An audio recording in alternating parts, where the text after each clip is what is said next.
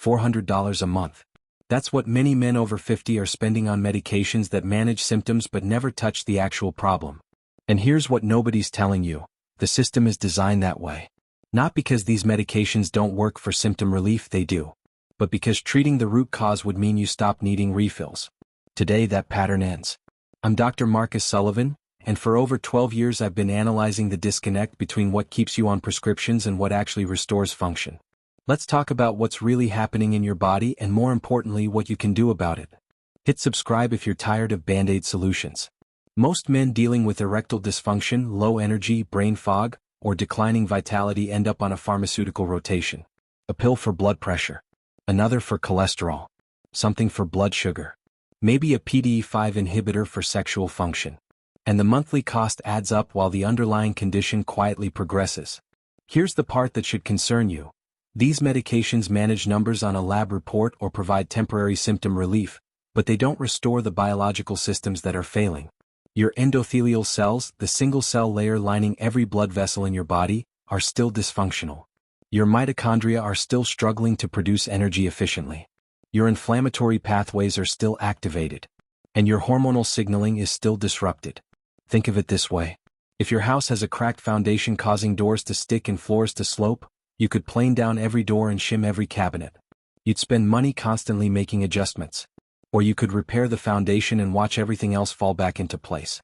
Most pharmaceutical approaches are the shimming strategy. They're adjusting individual symptoms while the foundation continues to deteriorate. Let's get specific about what that foundation actually is. The root cause of most male health decline after 50 involves three interconnected systems: vascular function, metabolic efficiency, and inflammatory balance. When these systems degrade, you get the entire constellation of symptoms that modern medicine treats as separate conditions. Your vascular system depends on healthy endothelial cells producing nitric oxide. Nitric oxide dilates blood vessels, improves circulation, and directly enables erectile function. When endothelial cells become damaged by chronic inflammation, oxidative stress, or metabolic dysfunction, nitric oxide production drops. Blood pressure rises. Circulation to extremities and sexual organs decreases. And you end up on medication that forces vasodilation without fixing why your body stopped doing it naturally. Your metabolic system relies on insulin sensitivity and efficient energy production in your mitochondria. When you develop insulin resistance, your cells struggle to use glucose for fuel, your pancreas overproduces insulin, and that excess insulin drives inflammation, promotes fat storage especially around organs, and disrupts testosterone production. You end up on medication that lowers blood sugar without restoring the cellular machinery that should be handling glucose efficiently. Your inflammatory balance determines whether your immune system runs in repair mode or attack mode. Chronic low-grade inflammation, often driven by poor diet, stress, lack of sleep, and sedentary behavior, keeps your body in a constant state of damage control. This inflammation damages endothelial cells, worsens insulin resistance, and suppresses testosterone production. And the cycle reinforces itself. Drop a comment if this is making sense. Now here's where men make critical errors that keep them trapped in the prescription cycle. Error number 1. Treating symptoms as isolated problems instead of recognizing the common root. You go to one specialist for sexual dysfunction, another for metabolic issues, a third for cardiovascular concerns. Each prescribes within their domain. Nobody's connecting the dots that all three issues stem from the same vascular and metabolic breakdown. Error number 2. Accepting medication as the only option without investigating why your body stopped functioning properly in the first place. The question shouldn't just be, what pill fixes this? The question should be, what damaged my endothelial function, my metabolic flexibility, and my inflammatory balance, and how do I repair that damage? Error number 3. Continuing the dietary and lifestyle patterns that created the dysfunction while expecting medication to overcome those patterns indefinitely. You can't out-medicate a poor diet, chronic stress, and sedentary behavior. Eventually the underlying damage progresses beyond what symptom management can mask. Error number 4. Not giving your body the specific raw materials it needs to repair damaged systems. Your endothelial cells need certain nutrients to produce nitric oxide. Your mitochondria need specific compounds to generate energy efficiently. Your inflammatory pathways need particular fats and antioxidants to shift from attack mode to repair mode. If those nutrients aren't present in adequate amounts, repair doesn't happen regardless of how many prescriptions you fill. So what's the alternative? How do you actually address root causes instead of just managing symptoms? The protocol focuses on restoring the three foundational systems we discussed: vascular function, metabolic efficiency, inflammatory balance. And it requires a multi-pronged approach because these systems are interconnected. For vascular restoration, you need strategies that support nitric oxide production and protect endothelial cells from oxidative damage. This means consuming nitrate-rich vegetables that your body converts to nitric oxide. Dark leafy greens, beets, arugula. It means ensuring adequate intake of the amino acids that serve as nitric oxide precursors. And it means protecting those pathways with antioxidants that prevent nitric oxide from being degraded before it can function. For metabolic efficiency, you need to restore insulin sensitivity and mitochondrial function. This requires reducing the constant glucose and insulin spikes that come from processed carbohydrates and frequent eating. It means incorporating periods where your body runs on fat for fuel, which improves metabolic flexibility. And it means providing your mitochondria with the nutrients they need for energy production, particularly B vitamins, magnesium, and CoQ10. For inflammatory balance, you need to eliminate the primary inflammatory triggers while adding anti-inflammatory compounds.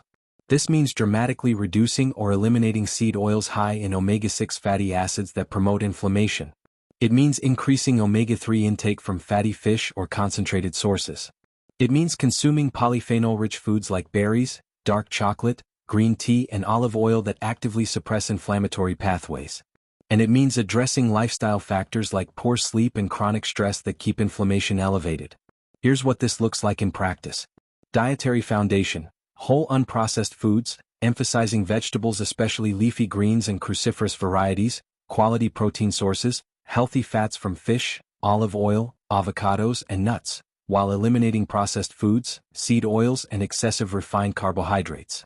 This isn't about restriction, it's about providing your body with nutrient density instead of empty calories that promote inflammation.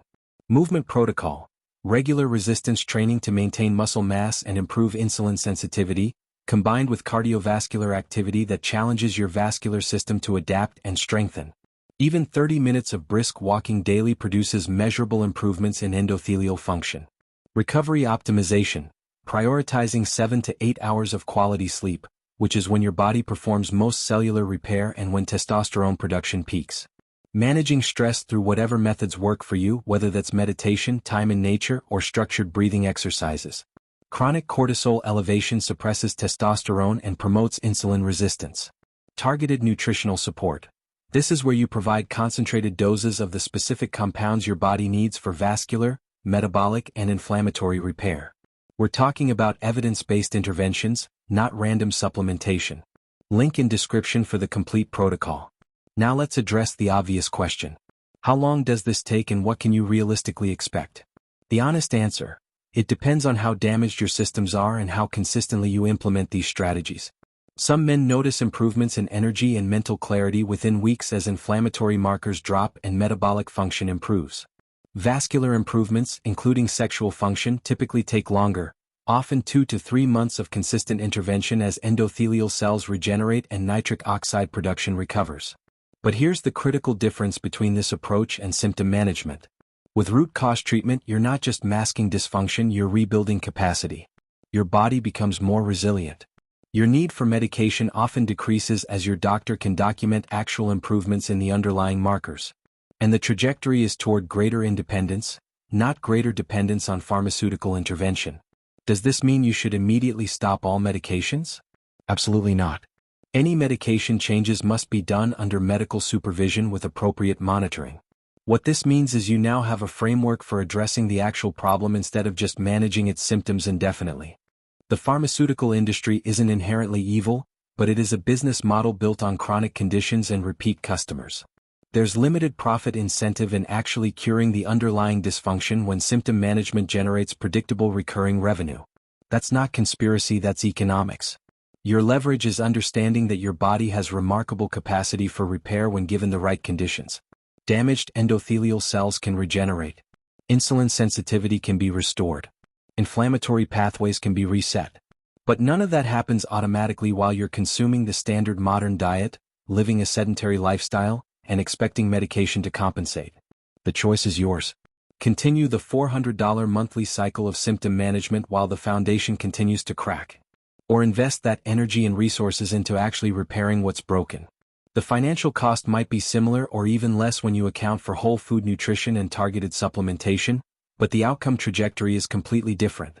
One path leads to increasing medication dependence as your condition progresses. The other path leads to decreasing dependence as your body recovers function. Both require effort and resources. Only one addresses the actual problem. This is Dr. Marcus Sullivan reminding you that education is power, but only when you act on it. Everything we discussed today is based on our current understanding of vascular biology, metabolic function, and inflammatory processes. This is educational content, not medical advice. For persistent symptoms or serious conditions, work with a qualified healthcare provider who understands root cause approaches. The scam isn't that medications exist. The scam is the implication that they're your only option and that the underlying condition is simply inevitable. It's not. Your move.